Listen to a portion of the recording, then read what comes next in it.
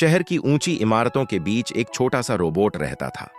सब उसे छोटा आयरन मैन कहते थे। उसके पास उड़ने की ताकत थी, लोहे जैसा शरीर था, लेकिन दिल में एक खालीपन था। हर शाम वह छत पर खड़ा होकर आसमान को देखता और सोचता, मेरी माँ जिसने मुझे बनाया वो कहाँ है। एक दिन उसे अपनी पुरानी मेमोरी में एक टूटी फूटी रिकॉर्डिंग मिली।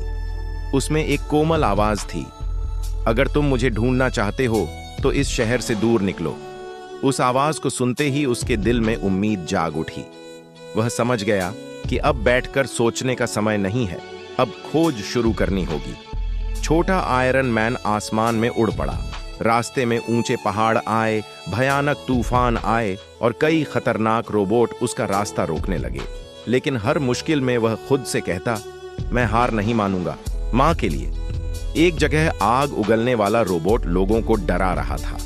छोटा आयरन मैन अपनी जान की परवाह किए बिना आगे बढ़ा और लोगों को बचा लिया।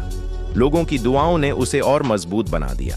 सफर करते करते वह एक अंधेरी गुफा में पहुंच गया। उसकी ताकत कम होने लगी, आंखों की रोशनी धीमी पड़ गई। वह जमीन पर बैठ गया और पहली बार उसकी आंखों से आंसू बह निकले।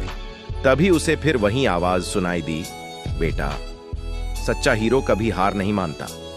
वह आवाज सुनते ही उसके दिल में फिर से ताकत भर गई। उसने खड़े होकर आगे बढ़ने का फैसला किया। आखिरकार वह एक पुरानी टूटी हुई प्रयोगशाला में पहुंचा।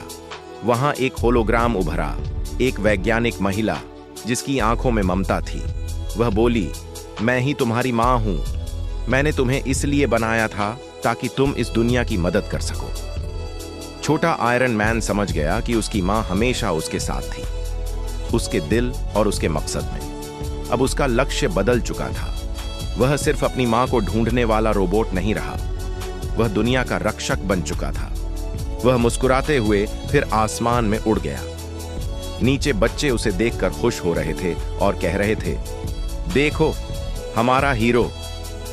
छोटा आयरन मैन मन ही मन बोला, मां, मैं आपका सपना पूरा करूंगा। सीख, जो दूसरों के लिए जीता है वही सच्चा हीरो होता है।